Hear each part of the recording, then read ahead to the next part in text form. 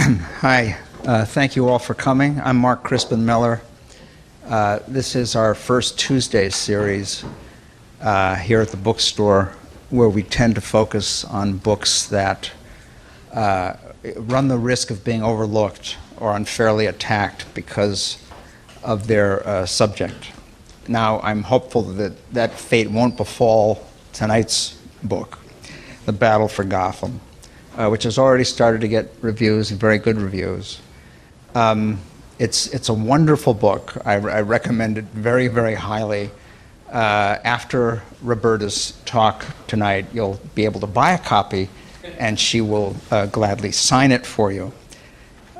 This is a book that, it's kind of a memoir slash history slash analysis of New York City as a sort of ongoing battleground between two antithetical legacies. One is, I'm going to put my cards right on the table. One is the monstrous legacy of Robert Moses, who did not get into the promised land, although he's stuck all of us here. And the other is Jane Jacobs. Jane Jacobs was a close friend of Roberta Gratz. So the book is filled with her remarks, off the cuff, because Roberta kept records of her conversations with Jane Jacobs, who was living up in Toronto. Roberta was a reporter at the New York Post for many years, starting back in the day when journalists often did pay attention to issues like the livability of cities and so on. She's written 2 other books, but I think this is the first one that really focuses on this city. If you want to get a vivid sense of the close shaves that New York City has had because of the Moses legacy, which has outlasted him, right?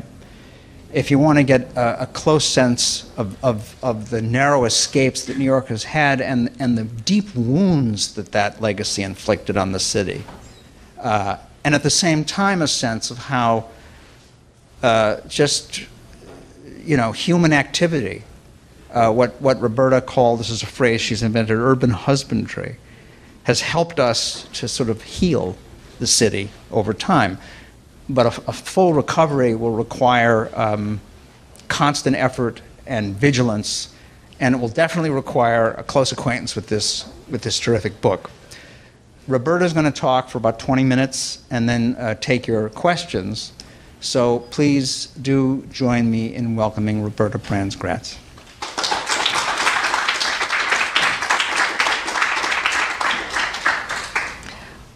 Well, I'm particularly delighted to be here, as you'll hear, and if you read, much of my life took place not far from here. So I feel like it comes full circle. And what I've done is pulled together actually a sort of string of excerpts to read.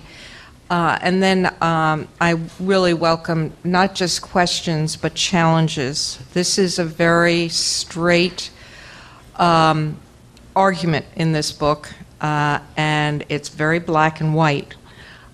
So if you have a gray question or a challenging question, I'm happy to take it. I was born, and for the first decade of my life, I lived in Greenwich Village. When I walked to school each day, I played in the park in the afternoon, visited my father in his dry cleaning store, bought candy at a nearby newsstand, ran an errand for my mom, and came in from Washington Square Park for dinner when she called me from our 6th floor window of our apartment house. My life was a page out of urbanist, author, and advocate Jane Jacobs' Death and Life of Great American Cities. When my father's main store on West 3rd Street, where all garments were cleaned and pressed, was condemned to make way for an urban renewal housing project, when our apartment house on the south side of Washington Square also was condemned for another urban renewal project, this one for NYU's Bopes Library, when my father was pushed to relocate his business and the family moved to a Connecticut suburb, my life was a page from the book of master planner and builder Robert Moses, who transformed the city and state through the 12 appointed positions he held over 40 years, from the 1930s to the 70s. Mine was a classic city childhood of the 40s and 50s. New York's street life was robust and vibrant, offering a feeling of total safety. I rode the double-decker bus up and down Fifth Avenue to dance class, shopping, and making an occasional outing to Central Park. I took the subway to visit friends, and somewhat foolishly went all the way to Coney Island with 2 friends and no adult at the age of 8. Washington Square Park was the primary arena for play, hanging out or roller skating with a daily stop to say hi to my grandfather on his favorite bench. Our move to the suburbs was a distressing one. I had trouble fitting in. The difference between city and country was dramatic, and it was reflected in my classmates. The upstate girls' college I started at was much the same, and I eagerly returned to the city midstream to complete my undergraduate studies at NYU, and then embarked on a newspaper career at the New York Post. I reveled in covering city life and couldn't believe I was getting paid to learn something new every day. New York was changing, incrementally, I thought, but in retrospect, quite dramatically. I was part of and witness to a sea change in city life. On one level, I was oblivious to the major forces driving it. With the hindsight and experience of 40 years, I understand those forces now and share that understanding in this book. I grew up in the shadow of Robert Moses and Jane Jacobs. Their clashing urban visions shaped post-war New York, both directly and indirectly. In turn, that clash of visions helped shape the nation. To look at our recent history through the lens of the conflicting urban views is to gain new understanding of the city today. This lens provides a small measure by which to evaluate the kind of big and modest projects spotlighted in this book. I did not have that lens either growing up or as a reporter covering city development issues.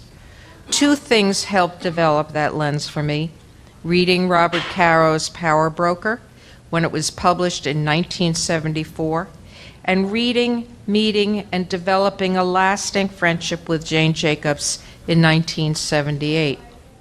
My own urban vision had been shaped earlier during my 15 years as a reporter, meeting and learning from people all over the city and watching positive and negative city policies unfold. But that urban vision was deepened and added to by that Moses Jacobs lens and was expressed in my first book, The Living City, Thinking Small in a Big Way.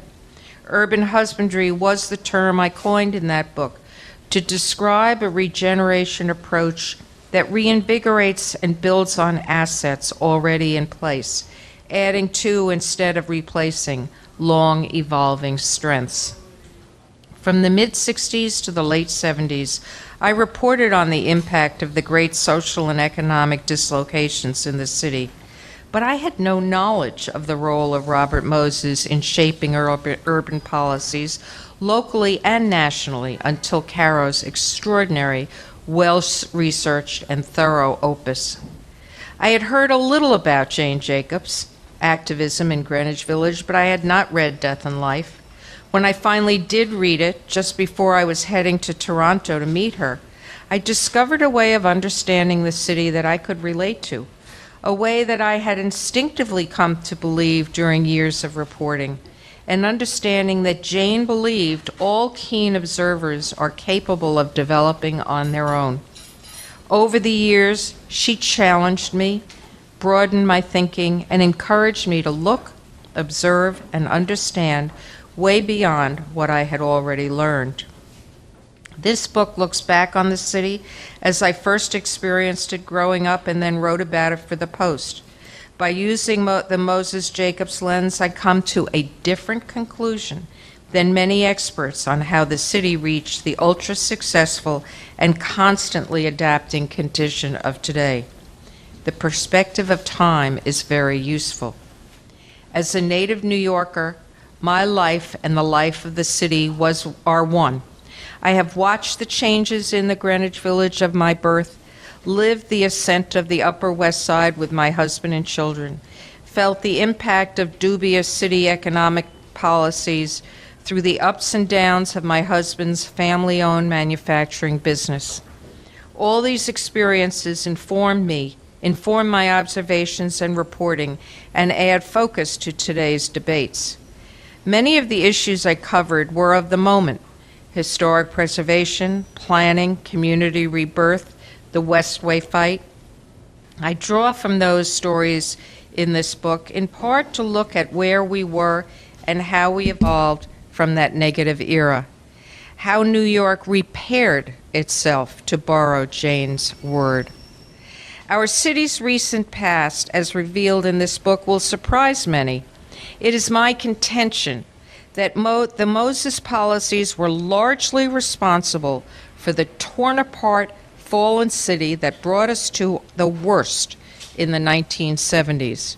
Moses' fall from power and the end of his policies, both because of his excesses and the drying up of federal funding, brought us back from the depths of urban despair.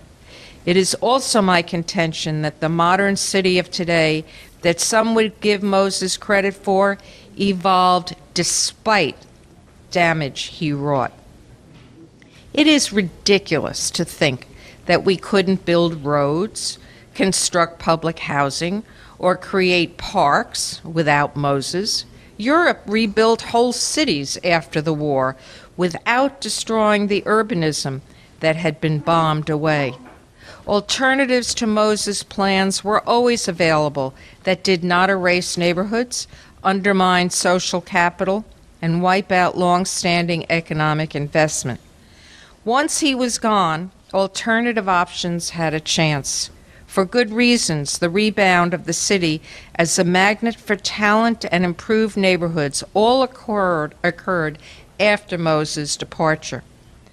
Observation tells us that the most successful areas of the city today are those that Moses did not eviscerate.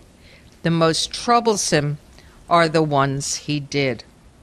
I am not ready to let the rehabilitation of Robert Moses go unchallenged. The worst of his legacy lives on. The fall of Moses allowed the city to meaningfully regenerate. And while I don't think the urban philosophy of Jane Jacobs has prevailed to the degree many observers contend, I do recognize it as the driving force, the foundation, if you will, of the opposition to favored, repetitive, Moses-style development policies. It is the defining force, articulated as such or not, as well, of some of the most innovative current citizen-based initiatives. Fortunately for the city, for all cities in fact, the Jacobs legacy lives on as well. The clash of visions continues.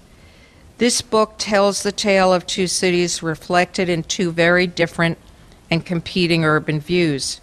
Moses' view was anti-urban. The city needed to be reshaped, thinned out, controlled. Jacob's view was the diametric opposite. She found in the city a dynamic energy, a vitality from the absence of control, the ability of so many positive things possible, exactly because of people's ability to self-organize for civic, economic, or social purposes. I lived, observed, and wrote about things shaped by both of those city views. No single vision can guide a city. By its very nature, a city embodies multiple visions.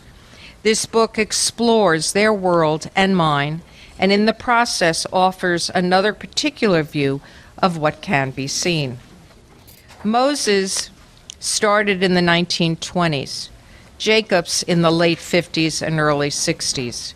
While they were of different periods, they overlapped in the 60s, and their clashing visions have had an unending impact from then till now. Moses' influence came through the nearly unlimited power he exercised in the administration of 6 governors and 5 mayors. Jacobs Jacobs came through the insightful and popular observations of urban life that she penned in 8 books, starting with Deaf in Life in '61, and her leadership in New York battles against Moses projects during the 1960s. Moses also directly helped shape projects in other cities. She inspired resistance to them. The impact of both personalities stretched across the country and beyond, and we can see it in cities anywhere you go. Moses started in state government in the 20s as a reformer, but by the end of World War II, he held several positions in New York City that put him in charge of almost all public housing, public works projects, and highway construction.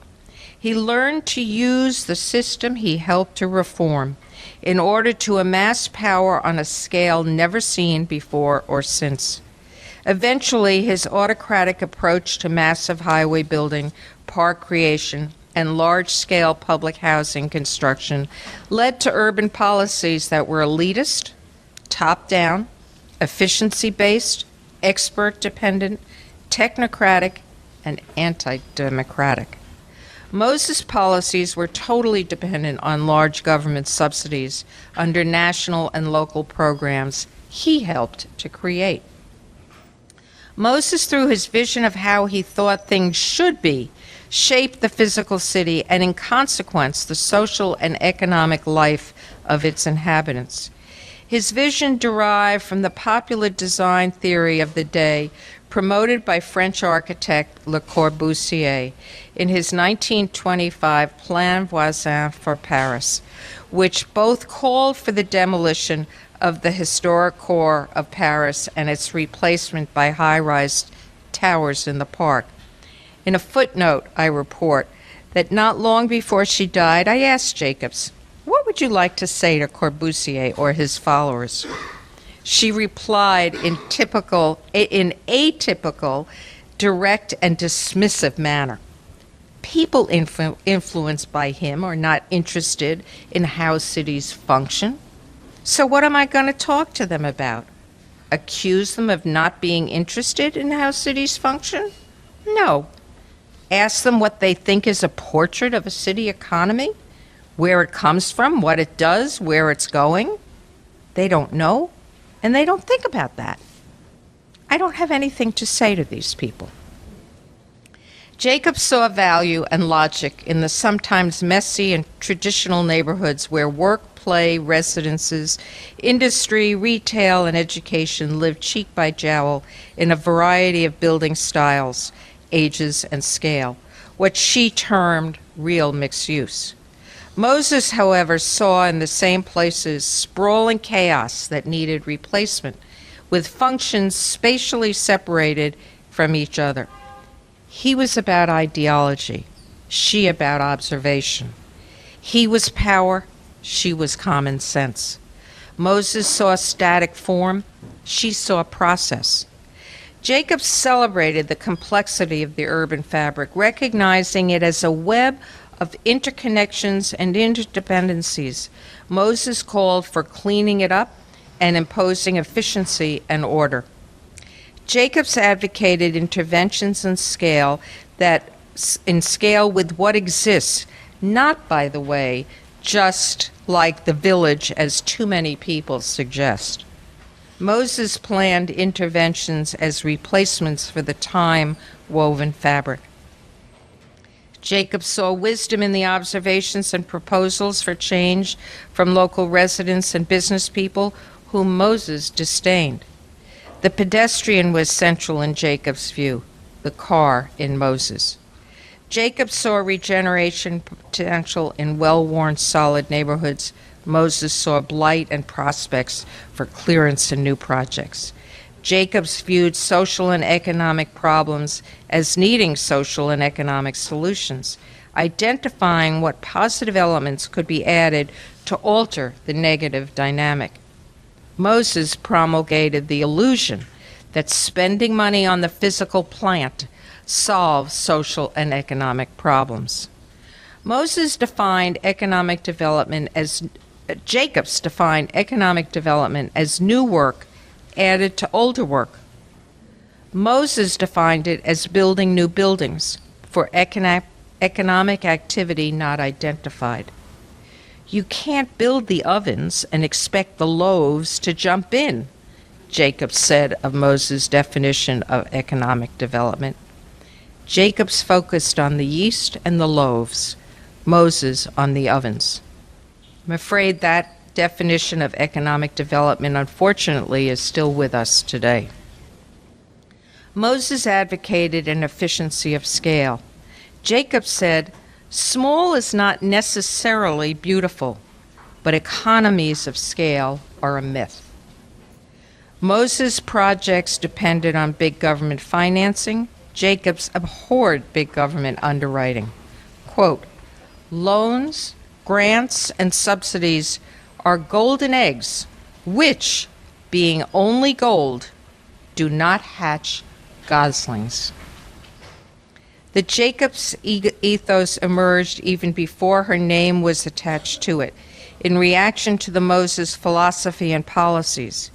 Resistance to massive clearance, appreciation of street-level life, suspicion of expertise, advocacy of investment in mass transit equal to highway building, opposition to large-scale displacement, and recognition of the physical and social strengths of existing low-income neighborhoods, too easily designated slums, all were present before Jacob's first book and her emergence as a spokesman for the anti-Moses viewpoint. But her writing and activism validated and expanded that civic energy and provided the vocabulary for coming civic battles.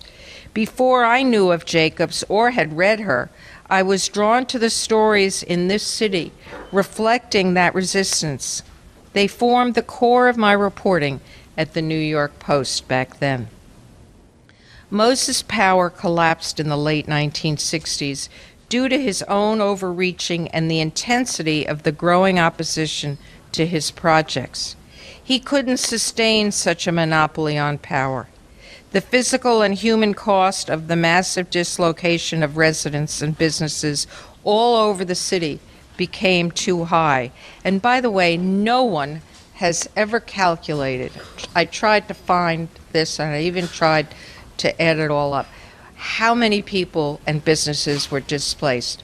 But just based on my own calculations of what I could find, I would venture to say to close to 1 million people and businesses were dislocated, and the population of the city was only 8 million. That's 20% of the city.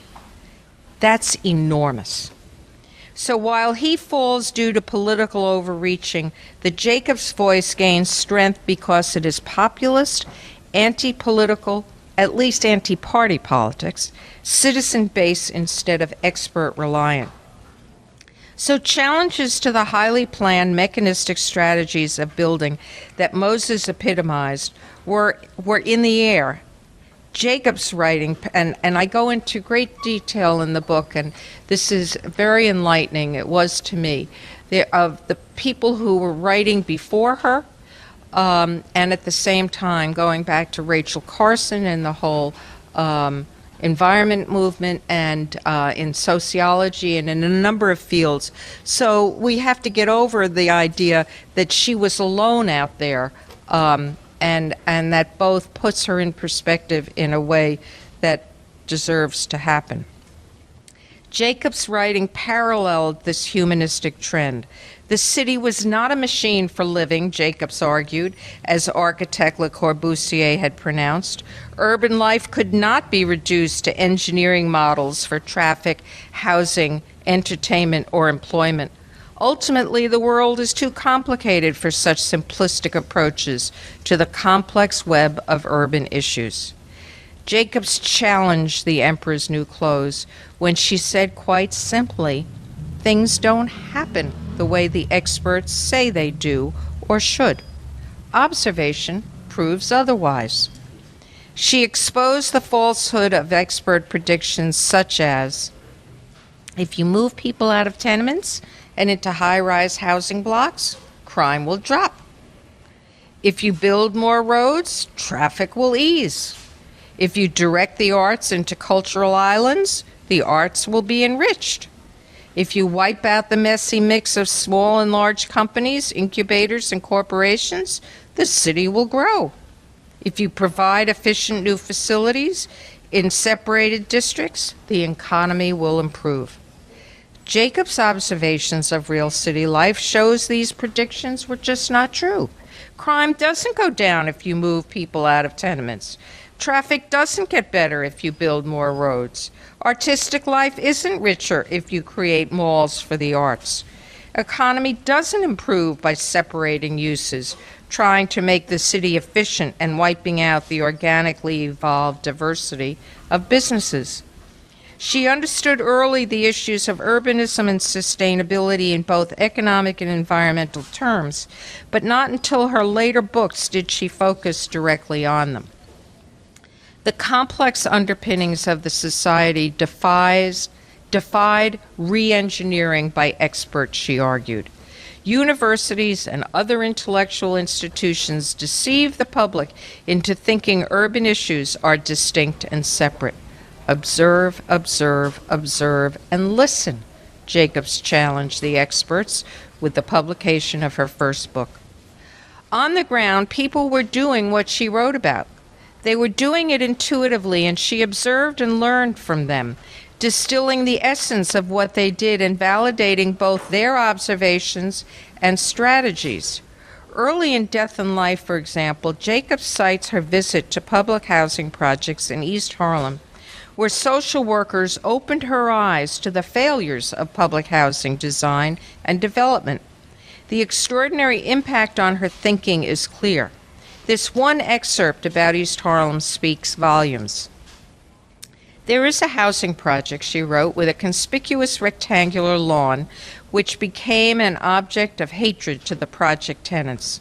A social worker frequently at the project was astonished by how often the subject of the lawn came up, usually gratuitously, and how much the tenants despised it and urged that it be done away with. When she asked why, the usual answer was, "What good is it?" Or "Who wants it?" Finally, a tenant more articulate than the others made this pronouncement: "Nobody cared what we wanted when they built this place. They threw our houses down and pushed us here and pushed our friends somewhere else.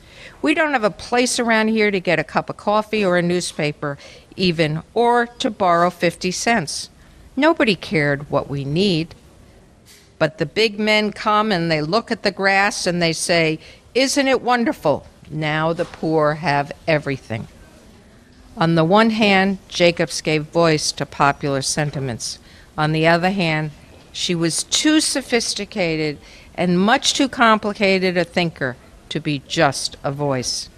Even today, her teachings are the stuff of lively intellectual discourse, often invoked inappropriately to rationalize a new development project. Recent New York history is incomprehensible without some awareness and understanding of the clashing visions of these two seminal figures.